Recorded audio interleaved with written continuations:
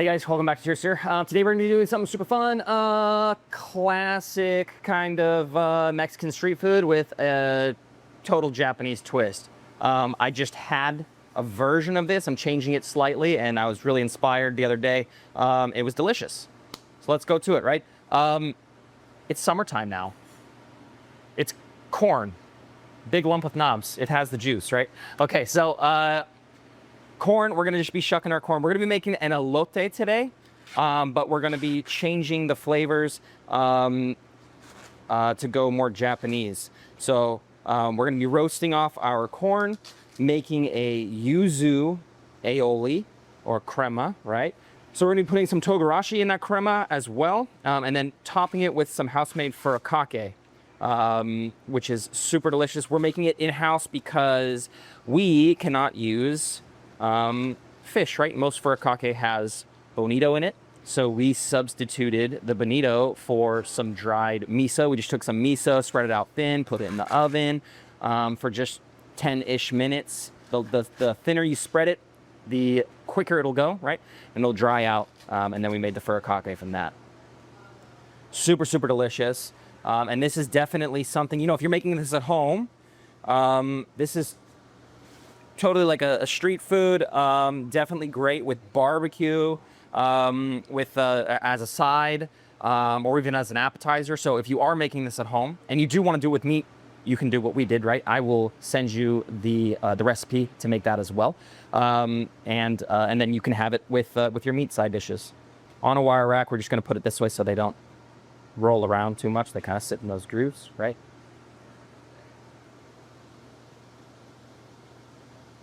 Oil up your corn. And then season it, salt, and some togarashi. Throw it into our oven. Oven's gonna be about 400 degrees, nice and hot.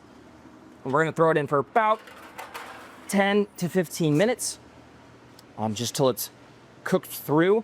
You can do this in the oven. You could totally do this on the grill as well if you wanted those kind of charred flavors. For this right now, I kind of want it to be a little more clean, so we're gonna put it in the oven. Anywho, so onto our aioli, right? All right, so corn is in the oven. Let's build our aioli first. You know, we got some time that we're gonna wait on our corn, so why not enjoy a beverage, right? So with this one, we're gonna be doing the Chenin Blanc Special Reserve. This pairing coming to you directly from Nelson, our tasting room manager. So I'm excited to try it alongside. He seems to think that the richness from the aioli, as well as kind of those spice levels, that savoriness from the nori is gonna play really nicely with some of the acid and oak notes in this wine. And it's delicious as always. So 3 egg yolks. A few cloves of garlic. This is probably, I don't know, 5, I like garlic, right? Okay, so 5-6 cloves of garlic. Delicious. We have few tablespoons of Dijon mustard here. Dijon mustard, don't be shy with it. Same with the garlic. You know, they're kind of your insurance that the aioli, the mayo, isn't gonna break, right? There are emulsifiers that are gonna help the liquid and the oil kind of marry with the egg. The egg's proteins kind of help capture all those and suspend them rather than them wanting to separate, like oil and vinegar, right? Okay. So we have that in. Next is a 1/4 cup of rice wine vinegar. We have about 1/8 of a cup of lemon juice. Another 1/8 of a cup of our yuzu juice. So this is pre-bottled. Yuzu, fresh yuzu, we are not able to get right now. It's pretty hard to find, unless you're, you know, getting it straight from Japan. So when we're talking about seasoning, which we will, taste your yuzu, because it is going to dictate how much salt that you put in. Usually pre-bottled yuzu has a little salinity in it, a little bit of salt in it. I always like to taste it first to kind of adjust where we need to. All right, so we're just gonna give this a quick and fast blitz just to cut up all that garlic. Next, we're gonna season. Pinch of salt in the beginning. This is a yuzu and togarashi aioli, right? So togarashi, like 3-ish teaspoons. And then we just have a neutral oil. Highly suggest a neutral oil, something like a canola olive oil blend, more on the canola side, or something like peanut oil, avocado oil, not extra virgin olive oil, because you put that in aioli and all you're going to taste is the olive oil. And for me, the fruity notes don't come out. It's those bitter notes that end up coming out in the aioli. So we want to use something like a blend. All right, we're gonna put our blender on like a low, medium speed.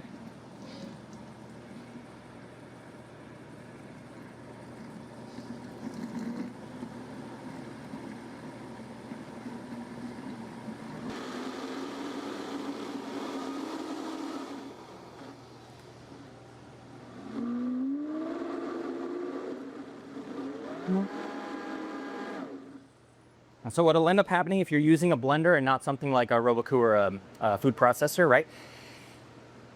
One, as you're doing this, unlike a food processor, you want to add in your oil fast, because the blade is going so quickly that it will actually heat up your mixture, which then can cause your emulsion to break. Emulsions don't really like big changes in temperature, right? Two, as the blender goes and you start adding in that oil, you can start increasing the speed to kind of compensate. But at some point, what's going to happen is that blade is spinning and it creates like an air pocket in the bottom and nothing's moving anymore. So what you want to do is turn your speed all the way down and then turn your blender off. And I don't know if you could hear it or saw it, but there was kind of a little pop and a little bubble popped. And that was the air pocket that got trapped underneath. And then we can turn our blender back on and it'll grab all of the mixture, and any oil that's sitting on top, it'll kind of bring it all the way through. All right, so this is kind of what we are looking for here. So thin mayo aioli-like consistency, something that's going to be able to grab onto that corn and stick on there. If you make this ahead of time and refrigerate it, it's going to tighten up even more. So if you want it to be a little bit thicker, or you can always just add more oil. It'll thicken up. Okay, so aioli is done. Sweet. I mean, you guys can see there the texture, right? It's still pourable. We're not having to use a spoon to kind of scoop this out, right? Just put this in a container for later. Check on our corn really fast.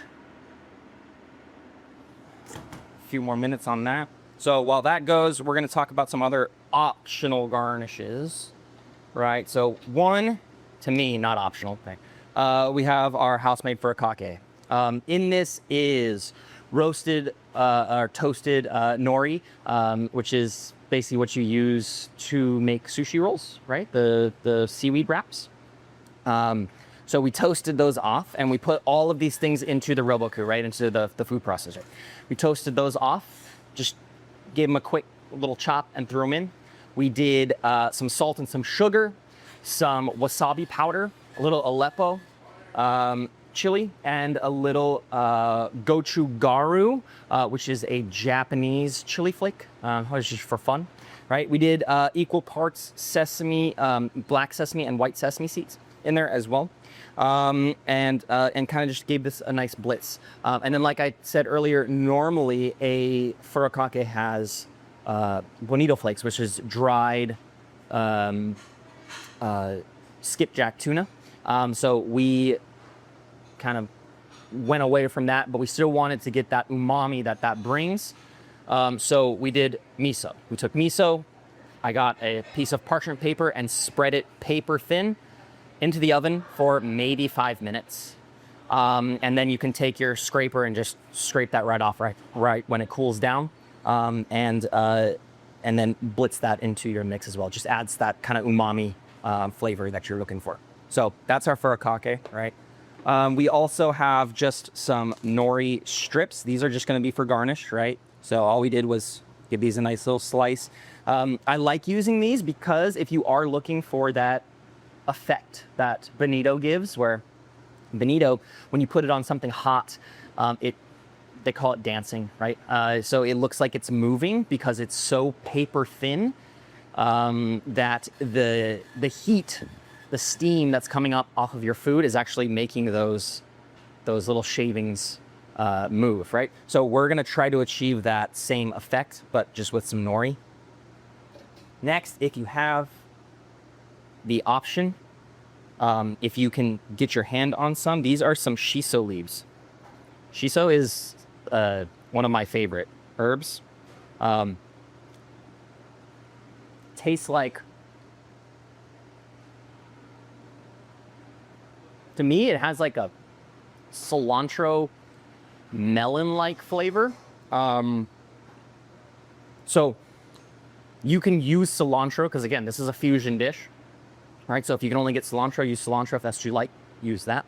But we're going to be using this, and we're just going to be giving it a nice quick chiffonade, so it adds some nice flavor. And then this is totally optional. I was on the fence about doing it. We have some vegan feta here. Normally, you would use something like cotija if you're making it traditional, but obviously we can't use dairy here. And I thought the vegan feta would work really, really nicely. It's super tasty. Follow your heart. This brand makes very good stuff. All right, so our corn is nice and roasted. I can tell that it's done by one, I can feel it, but two, up here towards the tip, you can kind of see we're starting to get some golden brown color. I'm not looking for, roasty, toasty, golden brown all throughout. If you start to get that in the kernels, it's totally fine. To me, it makes the corn a little more tough, which is a texture that I'm not looking for at this time. So we're just gonna keep it just like this. And let's go ahead and get into plating it, right? Black plate, I'm choosing black plate because white sauce, yellow, white sweet corn, right? I want it to pop, right? So black plate. We're gonna take our shiso first. Now this is kind of perfect to do now because we don't necessarily want to be putting our aioli on super, super hot corn because it'll just kind of almost melt off, right? So we'll kind of let these corn melt just a little bit. So what I'm doing is we've lined up the shiso leaves and I am tightly rolling them. And this is how you do a chiffonade. We are not going to cut down. We're going to do nice rolling slices. And that's going to give you, with a sharp knife, and that's going to give you nice clean cuts. It's not going to bruise, right? Knife up against your knuckle and as thin as you possibly can. Okay, and then the bottoms are just the stems, and we're just going to discard those. Center of the plate, I'm just going to put a nice dollop of our aioli. Then I'm going to take some of our corn here.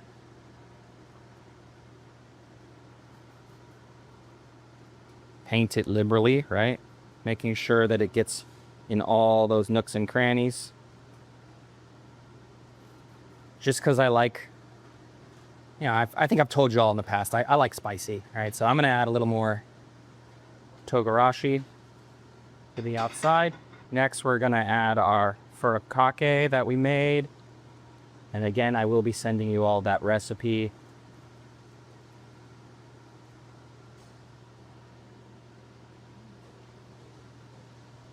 Making sure it's all, fully covered. And then once we put it on the plate, we can add a little more just for presentation purposes. Then last couple things, we're going to add on our nice shiso and some nori strips. We're gonna do a little of our vegan feta on top as well. Perfect, there you have it. That is our kind of fusion corn elote. I hope you try it at home. It is super punchy and delicious. It's great with barbecue, especially if you're doing, you know, Korean short ribs. That's the winner. I'm gonna look like a mess. Don't judge me.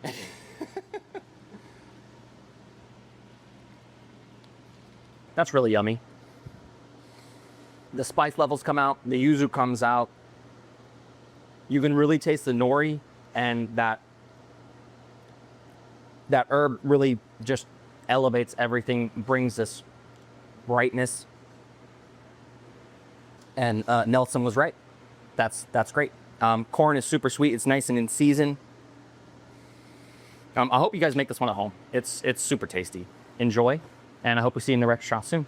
Have a good one.